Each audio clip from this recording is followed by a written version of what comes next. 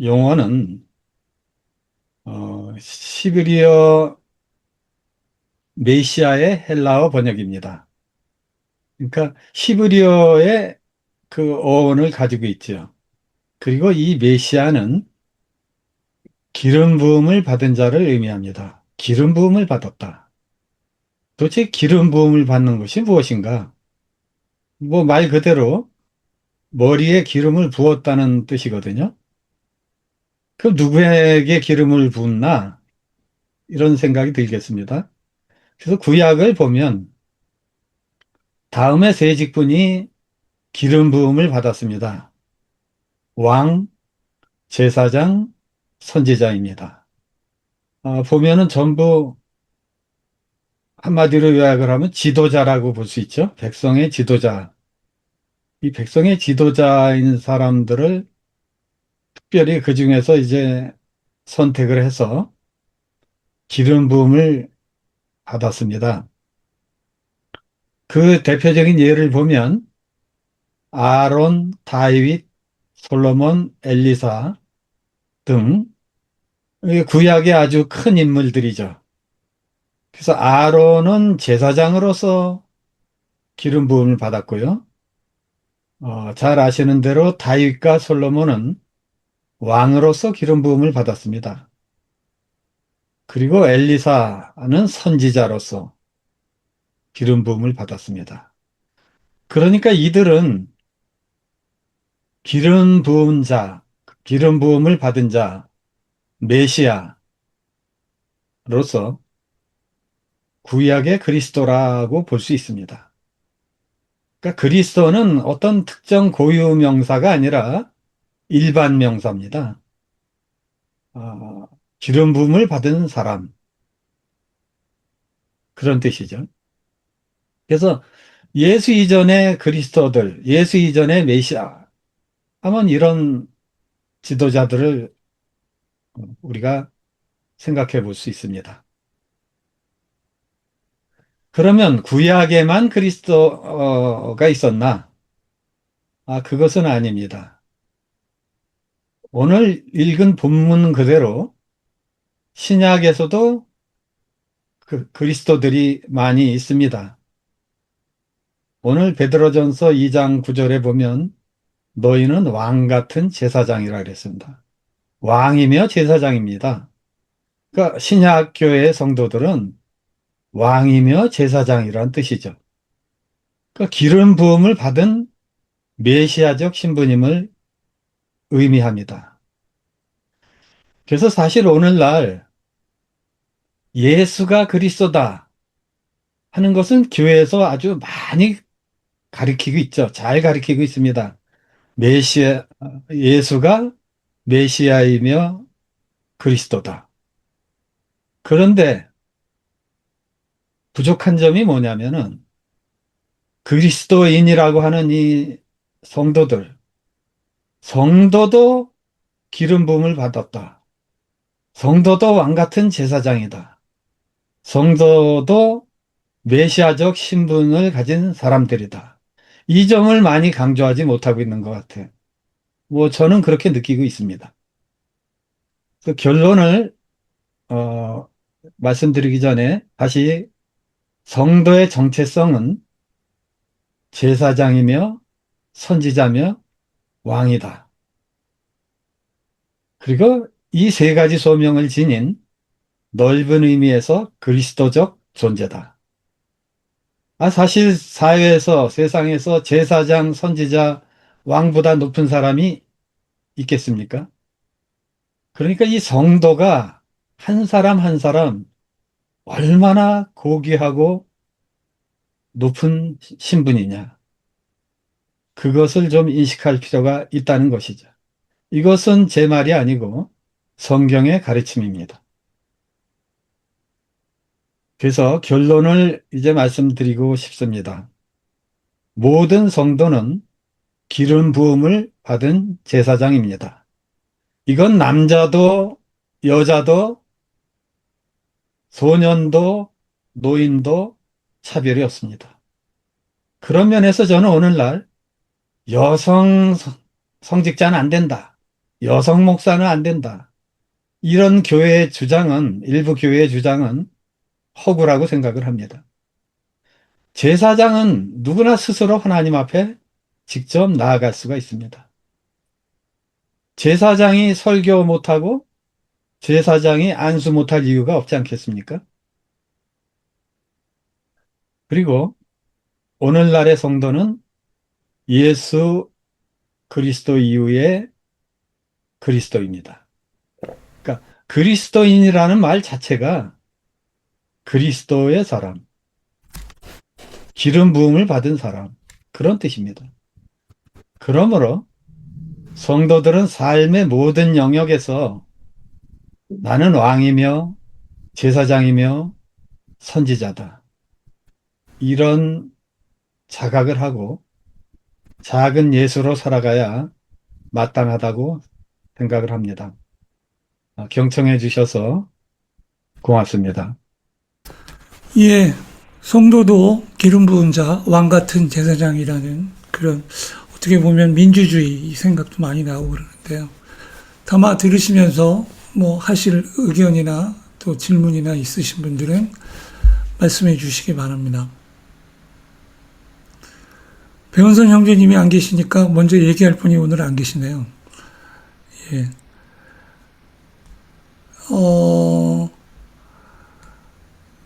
김웅재 사진님이 좀 이 부분에 대해서 한번 부언과 첨언을 좀 해주시면 감사하겠습니다.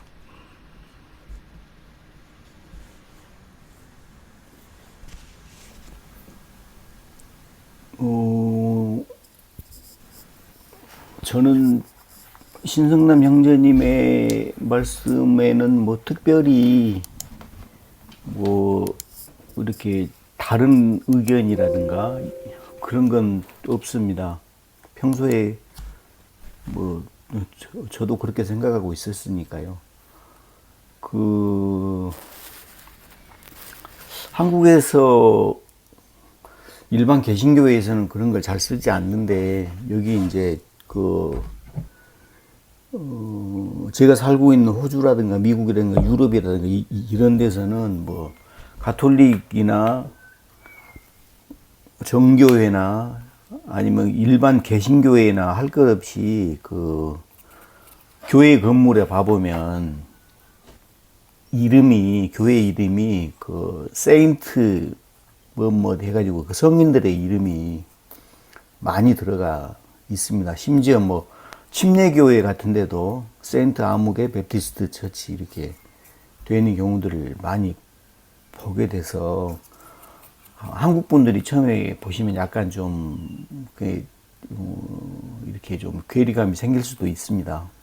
그런데 저는 이제 분명히 한번 저희 본당에서 설교 순서가 돼서 설교할 때도 제가 그런 취지의 설교를 한 적이 있습니다. 우리 이제 교회 주일마다 돌아오는 축일 중에 올 세인트 축일이라는 게 있습니다. 한국말 그대로 한다면 뭐 모든 성인의 날이라는 뜻인데 그 말은 특별히 매 주일에 성인의 날로 이렇게 제정을 받지 못한 나머지 모든 사람들을 가리켜서 그분들을 이렇게 기억하고 이렇게 추모하자는 뜻으로 All Saint 이렇게 축일이라고 하거든요. 예를 들자면 성경에 봐보면 꼭 사도들이라든가 유명한 구약의 성인들 그런 사람들 말고도 예수 때문에 죽어간 2살 밑에 남자 아이들이라든지 이름 없이 순교당했던 그런 모든 사람들을 다 성인의 반열에 올려서 그들을 추모하자는 뜻입니다. 그래서 그날 이제 제가 설교를 할 때 우리 모두가 다 성인이다, 세인트다라는 세인트라는 말이 사실은 거룩한 성도라는 오늘 지금 신성님 형제님이 말씀하신 바로 그 말이거든요. 그리고 그래서 우리가 성도할 때 거룩한 물이 그 세인트거든요. 그러니까 사실 그 부분에 있어서는 다만 이제 우리가 그렇다면 과연 이제 꼭 죽은 그런 성인들의 본만 받을 것이 아니라 현재 우리가 본이 되게 살아가야 한다는 그런 의미도 되겠죠. 기름 부음 받았다 했다고 해서 머리에 참기름 들기름 막 이렇게 쏟아붓고 다닌다고 해서 메시아가 되는 건 아니지 않습니까? 그런 실천적인 의미에서 아주 좋은 의미라고 생각합니다. 예, 감사합니다. 저도 교회는 오래 다녔는데 기름 부은 자에 대해서 100% 이해 못하고 있었는데 오늘 이해할 수 있었던 것 같고요. 그 의미가 왕이요, 제사장이요, 선지자라는 의미도 오늘 깨달은 것 같습니다. 유덕준 선생님은 어떻게 말씀을 들으셨습니까? 네. 저는 이제, 제가 개인적으로 한국 방송 중에 그것이 알고 싶다를 굉장히 좋아하거든요. 이렇게 상황을 분석하고 또 그것을 해석해내는 방법, 접근하는 방법, 이런 것들이 이제 어떨 때는 되게 좋아서 그걸 봤는데, 어저께 혹시 보신 분 계신가요? 어저께 방송을? 근데 그 내용이 뭐였냐면, 굉장히 부끄러운 내용이에요. 기독교인으로 한 명으로서. 어딘지는 정확하게 모르겠는데, 시흥에 있는 제2교회라고 나오더라고요. 근데 거기 있는 목사가 히브리어를 굉장히 능통한가 봐요. 그래서 그걸 가지고 성도들에게 교육을 많이 했나 봅니다. 근데 이제 그 중에서 다바크라는 단어가 있거든요. 근데 그게 무슨 뜻이냐면, 유니온이란 뜻이에요. 그러니까, 하나 되다. 그러니까 하나님과 하나 될 때, 이런 뜻을 사용할 때 다바크라는 히브리어를 쓰는데, 그걸 이용해서 성도들에게 교육을 하는 거예요. 근데 이제 그게 하나님과 함께 한다. 우리가 알고 있는 어떤 피상적인 내용이나 이해를 넘어서, 이제 그게 어디까지 발전을 시켰냐면, 성도들끼리도 다바크를 해야 되는데, 그게 이제 육체적인 결합까지도 해야 된다. 이렇게 가르친 거예요, 교회에서. 그래서, 근데 그게 어떻게 드러났냐면, 어떤 26 먹은 결혼을 앞두고 있는 여자 성도가 있었어요. 젊은 친구가 있었는데, 그 친구에게도 그런 짓을 행한 거예요. 그래서 지금 26 먹은 여자 성도가 자살을 했어요. 그래서 자살을 하는 바람에 그 교회의 행적이 드러나게 됐거든요. 그래서 목사는 지금 행방불명이 됐고, 그러니까 자취를 감췄고, 자살한 여성도는 때문에 이제 그런 일들이 실체로 드러나게 됐거든요. 그러니까 왜 이런 말씀을 드리고 싶으냐면, 오늘 말씀하신 내용을 제대로 알았다면, 그러니까 내 스스로가 왕 같은 제사장이요, 또 선지자요, 정말 왕인데, 그러한 내용들이, 먹혔겠냐는 거죠. 그러면 그 왜곡의 시작은 누구냐라고 하는 문제가 사실은 이제 걸리잖아요. 근데 결국은 그 왜곡의 시작은 두말할 것도 없이 성경을 곡해한 목사에서부터 시작이 됐었는데, 근데 중요한 거는 그것을 당한 성도들이 그 교회에 많음에도 불구하고 아직도 그 교회는 유지가 되고 있더라는 거죠. 그러면 누구 탓을 해야 되냐는 거죠.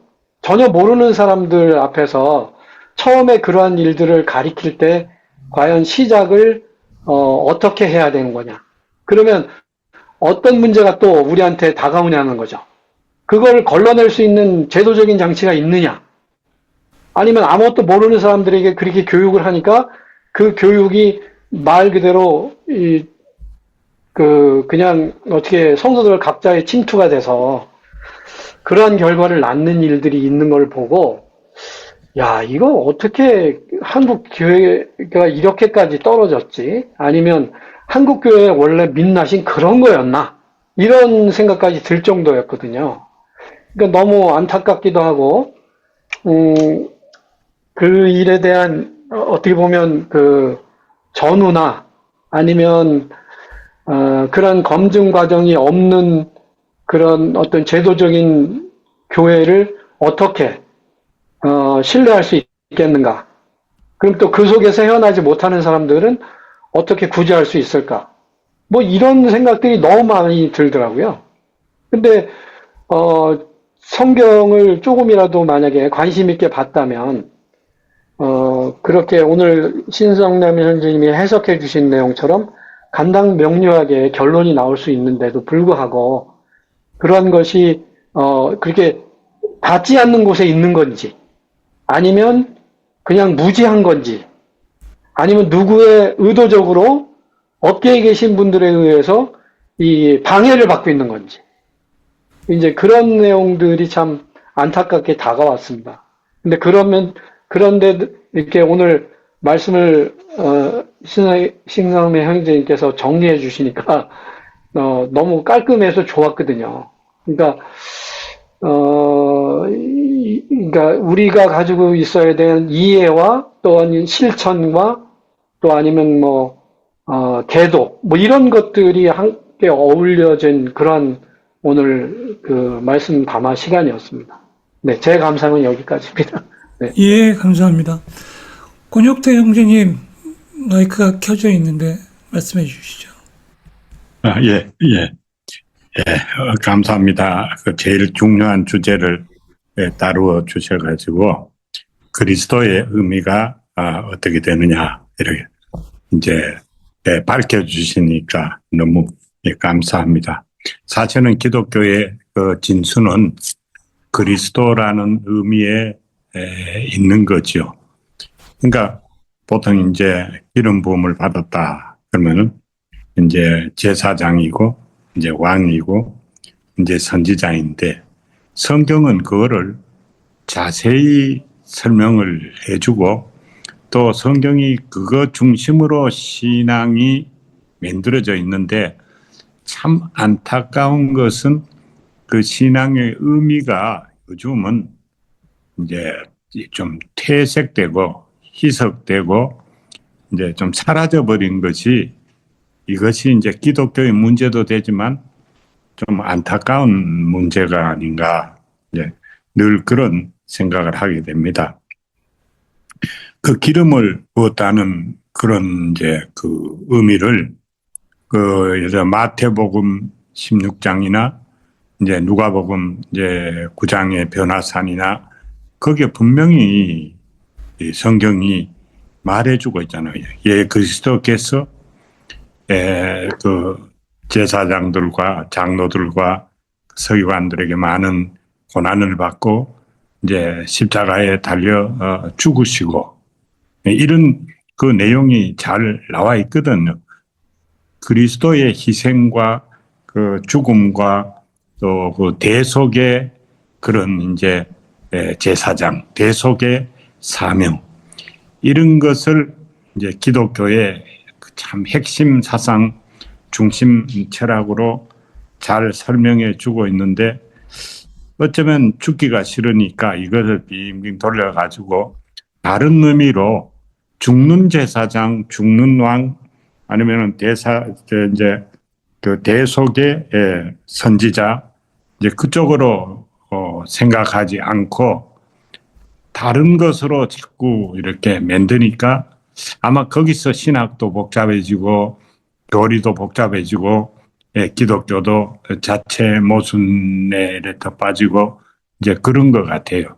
그리스도 그러면 그거는 제물이 되고 사실은 죽고 그 다음에 우리가 참 대속물이 되고 뭐 이런 쪽으로 가버리면은 적어도 우리가 겸손해지고 좀 할 말이 없고 또 공동체나 이런 데서도 이제 분쟁이 없고 이럴 텐데 왜 이 좋은 그 분명히 나와 있는 이 좋은 정신이나 좋은 그 주제가 경치되었는가, 이런 것을 볼 때 참 좀 안타까운 그런 느낌이 드는데, 저는 그 기독교의 제일 참 보물 같은 그 사상이라는 것이 그 기름 부음 받은 그 제물의 그 의미, 그것이 가장 좋은 것 같아요. 우리가 진짜 제물이 되느냐 안 되느냐, 그것은 우리 자신의 직임이고 우리 자신의 은사고 이제 하나님의 그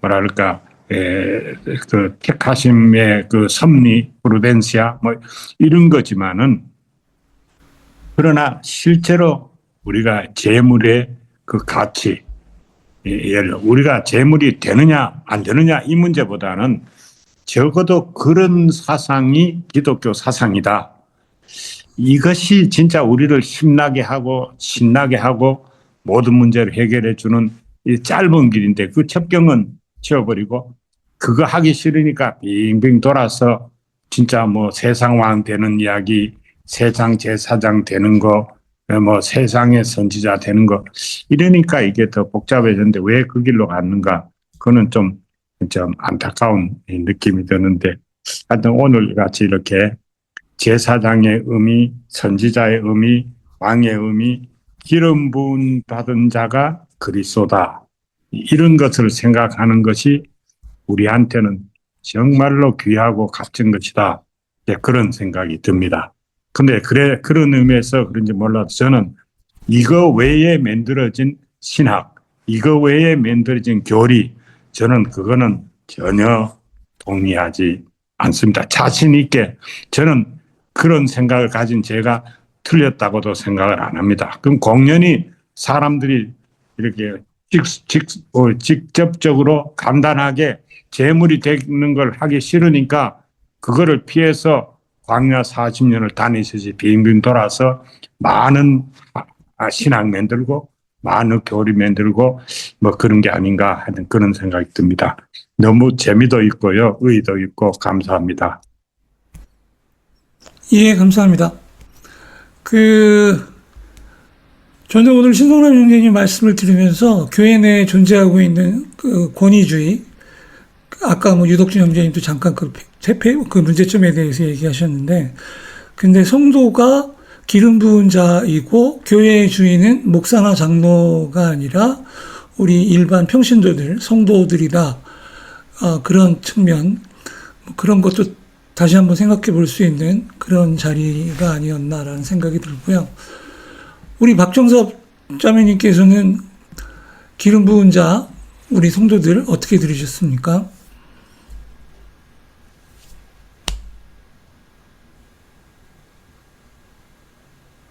저는 그동안 제가 생각해보지 않았던 거라 되게 어렵게 느꼈거든요. 우리가 성도들이 왕 같은 제사장이다, 선지자다, 이런 것들은 이제 우리가 자주 성경을 통해서 또 알고 있고, 그렇지만 성도가 그리스도적 존재다라는 거는 저는 오늘 되게 충격적이었어요. 그래서 그리스도라는 것은 구세주나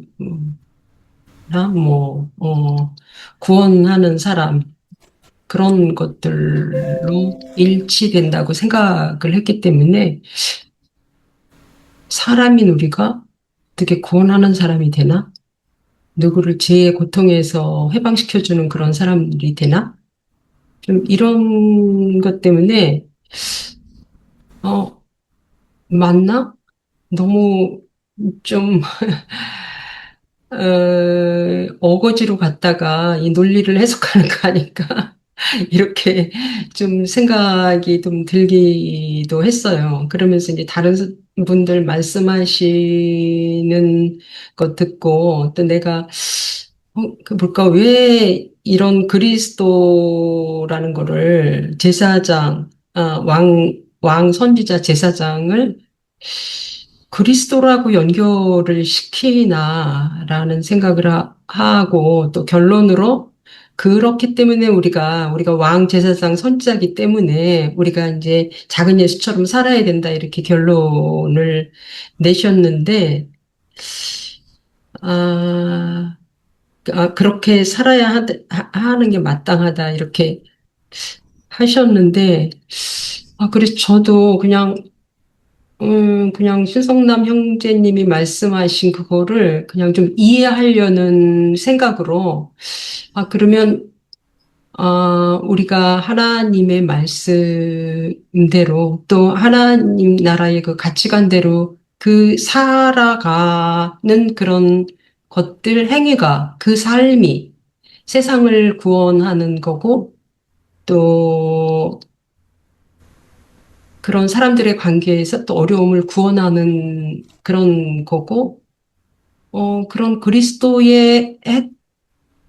우리가 예수만 그리스도라고 생각했는데, 예수 그리스도가 했던 그런 것들을 그렇게 예수님이 했던, 그렇게 표신하게 큰 거는 아니지만, 우리가 하나님 나라를 살아갈 때에 그런 작은 일들이, 조금씩 내 주변에서 그런 세상을 구제하는 그런 일이 되는 건가? 이런 나만의 질문과 나만의 논리를 좀 생각하고 있는 중이었어요.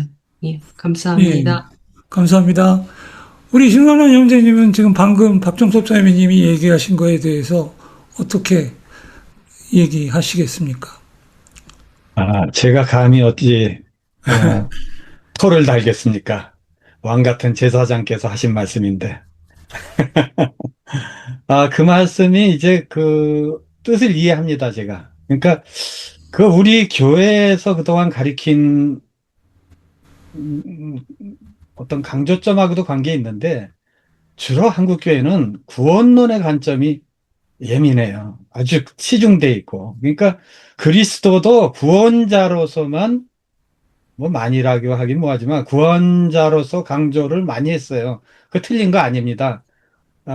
메시아는 구세주의 역할이죠. 백성을 구원하는 역할이죠. 그런데 구원론적 관점만은 좀 좁은 뜻이고 기독교 세계관적 관점에서는 그것이 구원론만은 아니다 이거죠. 삶의 모든 영역에서 선지자로 살아야 되고 왕으로 살아야 되고 또 제사장 역할도 해야 돼요. 제사장 역할을 한다는 것은 다른 많은 사람들한테 진리를 전하고 같이 동참하고 선지자 역할을 한다는 것은 그것을 알리는 것이고요. 그래서 제가 느끼기에는 교회가 또 실제 교회 안에 그런 사람들 많아요. 왕이 되고자 하는 사람 많죠. 그 왕처럼 높아지려고 하는 사람들. 사회에서도 그렇습니다. 또 제사장처럼 뭐 이렇게 교권을 하나 한 움큼 쥐어잡아서 어떻게 흔들어 보려는 사람 많고요. 총회장, 당회장 못해서 난리 났고요. 근데 선지자 역할을 강조하고 하는 사람들이 적어요. 그것은 이 복음의 이 사회적, 세계관적인 인식의 부족이라고 생각을 해요. 그 중에서도 가장 우리에게 밀접한 부분은 선지자적인 역할이죠. 가난한 자, 약한 자, 억눌린 자, 그런 사람들 편에 서서 진리를 얘기하고 그들과 함께 울고 웃고 하는 이런 정신이 교회가 필요한데 그 부분이 부족하니까 교회가 맨날 욕먹고 손가락질 받는 거예요. 그래서 이 세 가지 직책을 다 예수님은 구원자이시기도 하지만 이 사회 속에서 가난한 사람들 그 속에서 같이 사셨다. 같이 배고파 하셨다. 또 같이 빵을 나눠주셨다. 이런 측면이 좀 필요하다고 생각합니다. 질문은 간단한데 답변이 너무 길어서 예, 죄송합니다. 우리 안미자 자매님께서 마이크 키시고 레디하고 계십니다. 말씀해 주시죠. 네, 저는, 지금 우리나라 교회 또, 또 종교는 다르지만, 뭐, 파키스탄이라든지 스리랑카, 이런 조금 개발도상국이면서 조금 약간 좀, 우리나라하고 약간 비슷한 면이 있어요. 왜냐면 가부장적인 사회였고요. 또, 왕이 절대적이고, 또 기득권들이 절대적인 그런 사회, 또 특히 가정에서는 무조건 아버지한테 순종해야 된다. 이런 사회이다 보니까 그런 사회에서 종교가 들어왔어요. 기독교가 들어왔고 또 뭐 스리랑카나 이런 데 무슬림이 들어왔단 말이에요. 근데 그런 사회에서 그걸 받아들였을 때 이렇게 예수님은 전혀 그런 게 아니었잖아요. 그 옛날 그 뭐 구약 시대까지 무조건 가부장적인 사회 이런 걸 원하신 건 아니었는데 그 사회하고 같이 이게 맞물리다 보니까 그게 그대로 간 것 같아요. 지금까지도 사회는 변화되고 있는데 교회는 아직도 변화가 안 되는 것 같아요. 많은 부분에서 그걸 그대로 가지고 가는 것 같아요. 계속. 그래서 성도들이 분명히 목사님이 우리 그 성경을 얼마나 많이 읽었겠어요. 많은 장로님이나 뭐 이런 좀 권사님이나 이런 분들은 분명히 왕 같은 제사장이요 성도가 어떤 존재라는 거 알아요. 아는데도 불구하고 우리는 이미 완전히 오래 그 조선 시대부터 우리는 그게 뿌리 내려 버렸어요. 우리 완전히 몸속에 특히 어르신들이 많잖아요. 교회는 특히 여성분들 그게 이게 몸에 체화가 되다 보니까 어릴 때부터 그런 환경에서 자라다 보니까 목사님이 성폭력을 하든가 아니면 횡령을 했든가 그러면 분명히 이건 탄핵 대상인 감이거든요. 사실은 그런데도 그걸 감싸고 교회가 다시 가거든요. 그 목사님을 오히려 잘못을 저지른 피해자가 잘못된 쪽으로 가버리거든요. 교회가 아직까지도. 그걸 못 벗어난 것 같아요. 아직도 우리 그 기독교회 안에 있는 그 여성이나 남성이나 어쨌든 그런 성도들이 그 사고가 지금까지 있는 것 같아요. 교회 안에서만 유난히. 근데 사회는 또 다른데 교회에서만 아직도 계속 그러다 보니까 그게 그냥 왜곡도 그냥 받아들이고 무조건 내 순종해야지. 무조건 왕 같은 종교 지도자들은 제사장이니까 직분이니까 구약시대 제사장이었잖아요. 그걸 그대로 믿고 가는 것 같아요. 그래서 그게 변화가 없이 이상하게 그런 것 같아요. 그 성도도 문제인 것 같아요. 계속 그걸 받아들이고 가니까. 예, 좋은 말씀 감사합니다. 문영훈 형제님, 쭉 얘기 들으셨는데, 어떻게 얘기하시겠습니까?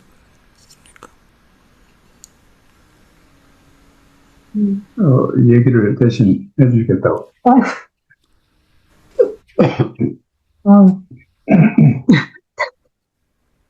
시간에 거짓말을 하면 안 되는.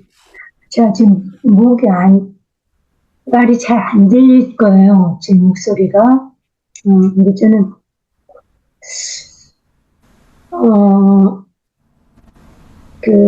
왕 같은 제사장이라는 그 해석을,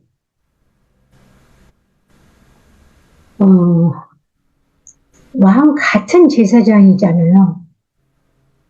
왕이 아니고. 근데 우리가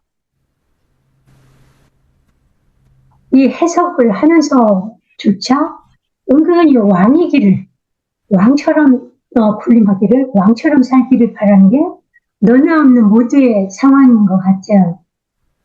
정말 왕의 마음을 가진 제사장이라는 것도 하나님과의 소통을 하는 직분이라는 거지. 구약시대 때 무슨 군림하라는 게 아니었잖아. 제사장의 직분이.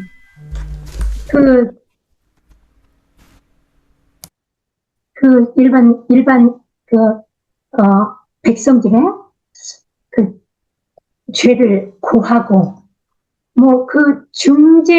중재인이고 소통하는, 지금도 그렇게 살면 될 것 같아요. 소통하면서 제사장의 역할을, 말 그대로 제사장의 역할을 하나님과 제대로 이렇게 소통이라는 것은 정말 우리가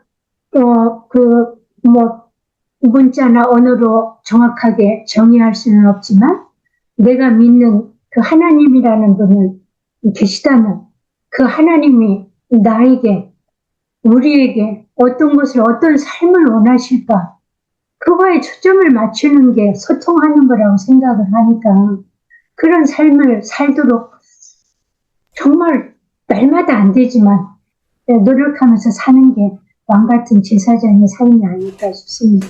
작은 예수의 삶이 이상입니다. 예, 감사합니다. 강정희 자매님, 배은수 형제님도 안 계신데 이쪽도 대변인이 얘기하셨으니까 말씀해 주시죠.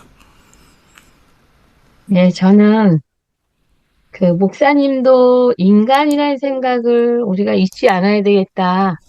그런 생각을 해봤어요. 성도도 물론 인간이죠. 인간의 그, 아까 권혁대 현장님이 얘기하신 것처럼 인간이니까 실수할 수 있다. 그런 부분 얘기하셨거든요. 그래서 왕도 실수할 수 있고, 제사장도 실수할 수 있고, 선지자도 다 실수할 수 있다. 그러니까 그게 다 완벽해야 된다는 생각에, 그리고 완벽할 거라는 그런 생각에서, 어, 문제가 생기지 않았나. 목사님이니까 완벽해야 된다라고 생각을 해서 그런 일들이 벌어지지 않았나. 이런 생각을 해봤어요. 그래서, 작은 예수로 살아야 된다는 그 부분에 대해서는 엄청난 제가, 맞아, 우리가 작은 예수로 살아야지. 그리고 특별히 또 얘기하신 것 중에 그 선지자 쪽에 더 중점을 두셨잖아요. 제사장보다. 그 말씀에 제가, 그래, 힘든 사람하고 같이 하고, 그렇게 하는 것이 선지자의 삶이구나. 그거 이번에 좀 더 깨달았던 것 같아요. 제사장. 왕 같은 제사장.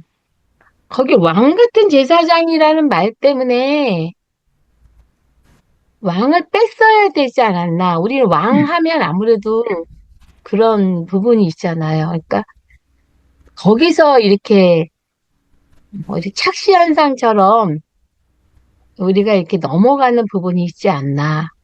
그래서 왕은 왕이고 제사장은 제사장이고 선지자는 선지자인데 우리가 그거를 그 안에서 뭘 해야 되는데 왕 같은이라는 것 때문에 권위가 생기고 그것 때문에 오해하는 부분이 생겼다. 그런 생각이 들고 아무튼 저는 이제 모든 일에 인간이 하는 일은 어떤 일인가? 그리고 인간은 좀 계속 힘든 사람, 그런 사람들을 서로 도와가면서 살아야 되는 존재다. 우리가 그런 작은 예수로 살아가는 것이 마땅하다? 마땅하다는 아니고, 그러기를 바란다. 이렇게 생각이 들었습니다. 이상입니다. 예, 감사합니다. 우리가 야구를 네. 보면 선발 전원 안타라는 기록이 있어요. 선발 출전한 사람들이 다 안타를 치면 오늘 다 선발 전원 안타. 박연아 자매님만 발언하면 선발 전원 발언 기록이 세워지게 됩니다. 근데 지금 이제 왕에 대해서 너무 조금 뭐라 그럴까, 좀, 그 부담을 갖는 모양인데 제가 보기에는요, 원래 왕을 세운 의미를 생각하면요, 왕을 세울 때 군림하라고 세운 게 아니잖아요. 원래 왕이 지금 부작용이 있고 이상한 왕이 하도 많으니까 문제지만은요, 원래 왕을 세울 때는 이스라엘 백성들이 블레셋이나 여기는 왕이 있으니까 좀 편안하게 사는데 우리는 왕이 없어서 보호도 못 받고 지켜주지도 안 하고 이렇게 돼서 왕을 구했거든요. 물론 결과는 왕 세워가지고 이제 사울 세워서 나빴지만은 사실은 왕을 세울 때는 왕을 세우면은 왕이 백성을 위해서 죽고 목자가 양을 위해서 목숨을 바친다 식으로 왕을 세워가지고 우리한테 이렇게 덕이 된다고 군림하는 왕이 아니죠. 그러니까 왕이라는 원래 의미는 섬기는 왕이고, 그러니까 이스라엘 역사를 볼 때 다윗 왕을 생각하면은 이스라엘 사람들이 지금도 다윗을 굉장히 좋아하는, 그때 그 다윗 왕의 통치할 때에 그 백성들이 진짜 편안했고, 그러니까 지금도 이스라엘 사람들이, 유대인들이 그 다윗의 뼈를 숭상하잖아요. 왕은 백성을 위해서 죽는 것이고 백성을 위해서 목숨을 바치는 것이고 이런 의미가 강하니까 왕을 세워서 왕 같은 제사장이 돼서 뭐 이제 문제가 있다. 이렇게 생각할 필요는 없는 것 같아요. 예. 그러니까 이제 그게 우리식의 왕 개념이죠. 그러니까 하나님표 왕, 성경표 왕은 진짜 백성을 위해서 목숨을 바치는 그런 왕으로 원래는 세웠는데 이 왕이 자기식의 왕이 되어버린 게 사실은 문제죠. 예, 그 2부 때 우리가 무슨 얘기를 할까 고민했는데 고민 중에 하나가 해결이 됐네요. 2부 때 그 왕의 의미에 대해서 같이 한번 얘기를 하면 좋을 것 같고요. 또 2부 때 우리나라 지금 단종을 주제로 한 왕과 사는 남자가 역대 흥행 1위에 등극했다고 합니다. 사회적으로 왜 단종 얘기가 요새 먹히고 있는지에 대해서도 한번 얘기를 해보면 재밌을 것 같고요. 박윤아 자매님 말씀해 주시죠. 네, 뭐 시간이 다 된 것 같은데 그지 지금 권혁팀 형제님 말씀은 모두 목사를 모아놓고 얘기를 했으면 정말 좋겠다. 네, 그 저는 이제 교회 다니다가 교회를 이렇게 막상 나와서 바깥에서 보니까 참 이 교회가 세상보다 더 불공평한 면이 많다. 권력은 더 난무한 곳이다라는 생각이 드는데 어쨌든 교회 내나 밖이나 보면 좀 가까이 하기 먼 당신 같은 느낌. 그리고 뭐 회사 다닐 때 사장님, 뭐 부장님, 과장님 하듯이 사회 초년생이 가까이 가지 못하고 할 얘기 하지 못하는 그런 시스템이 지금 교회 안에서 만들어졌고 교회가 지금 그렇게 운영하고 있는 것은 아닐까 하는 생각이 들고요. 제가 제가 이제 길거리나 장애인들 이렇게 만나면서 그 친구들이 얘기하는 하나님은 오히려 제가 이 친구들이 교단에 서서 설교를 하면 얼마나 좋을까 이런 걸 감동을 받는 게 너무 많고요. 그분들이 제대로 어떻게 사랑을 하지? 사랑은 또 얼마나 해야 되나? 이런 부분들을 제대로 전달할 수 있지 않을까라는 생각이 들고요. 그래서 우리 귀가 한쪽이 와우 청각 수술했던 친구가 있는데 기계를 달고 있어요. 귀 한쪽에. 그 친구가 만났는데 근데 요즘 고민이 뭐야? 그랬더니 내일 대표 기도해야 되는 게 너무 고민이에요. 라고 하더라고요. 그래서 그 대표 기도를 꼭 저는 이제 영상으로 지금 들어보려고 하는데 다르게 뭐 다른 건 없는 것 같아요. 바뀌어야 된다. 뭘 비판을 하는데 이거는 아무 이제는 의미가 없는 세상이 돼버린 것 같아서 저는 목사님들이 좀 제대로 거꾸로 본인도 그 자리에 앉아서 설교 좀 들으셨으면 좋겠고 설교하는 이 친구들의 말을 정말 듣고 어떠실까. 사실 저도 그 표정이 너무 궁금하기도 하고 그 자리에 있으면 어떨까라는 생각이 들기도 하는데 어쨌든 교회가 먼저 변할 것도 아니고 우리 전부 다 그냥 저는 이제 요즘 이제 제가 만나는 분들한테서 이분이 하나님이시구나, 예수님이시구나, 라는 감동하고 메시지를 좀 받는 것 같아서, 요즘 굉장히 제가 오히려 행복하게 보내고 있는 것 같습니다. 네, 이상입니다. 예, 감사합니다. 저희 선발진 전원 발언 들었고요. 구원투수로 들어오신 우리 이승용 형제님이 또 계시죠. 오늘 주제가 기름 부은 자들인 우리 성도들, 왕과 제사장 같은 우리 성도에 대한 게 주제인데, 이승용 형제님은 한 말씀 해주시면 어떤 얘기 해줄 수 있겠습니까? 안녕하세요. 늦게 들어와서 죄송합니다. 반갑습니다. 오늘 다만 내용 못 들었지만, 이렇게 짐작건데, 제가 떠오르는 생각이 몇 가지 있었는데, 그게 뭐냐면, 우선, 우리 기독교라는 게 좀 객관적이고 합리적으로 좀 생각해 볼 필요가 있다. 이런 생각을 했습니다. 어떤 부분이냐면, 유대교는 예수를 인정하지 않고, 신이라고 인정하지 않고, 또한 그를 배척하고, 그렇게 했습니다. 그리고 같은 뿌리의 가톨릭은 왜 유독 성모 마리아를 또 추앙하고 신적으로 이렇게 대하느냐?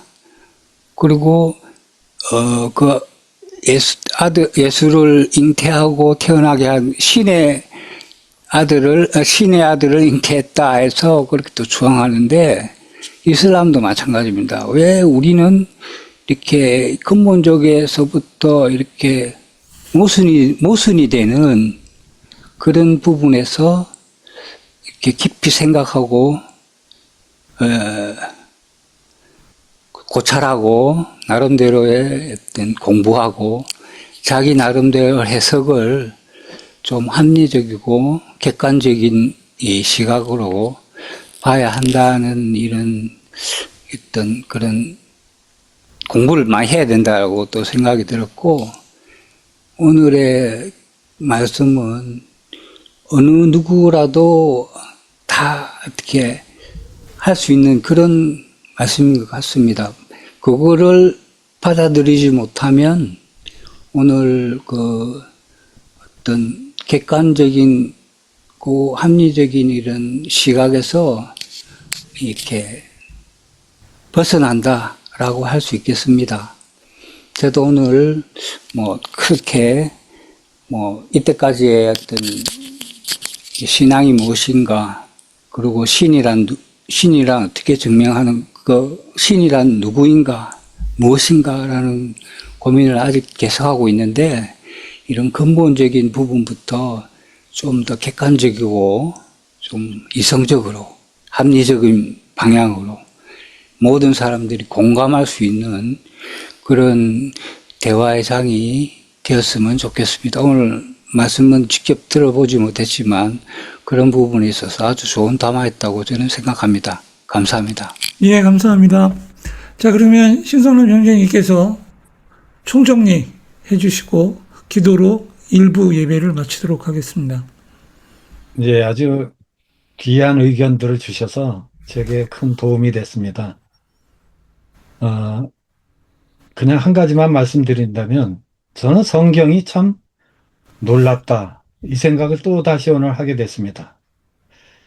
왜냐하면 왕이라 그러면 사실 군림하고 다스리잖아요. 근데 예수님은 분명히 왕으로 오셨다 그랬거든요, 복음서에. 그러니까 헤롯 왕을 찾아온 동방박사도 유대인의 왕으로 오시니가 어딨냐 이렇게 찾았습니다.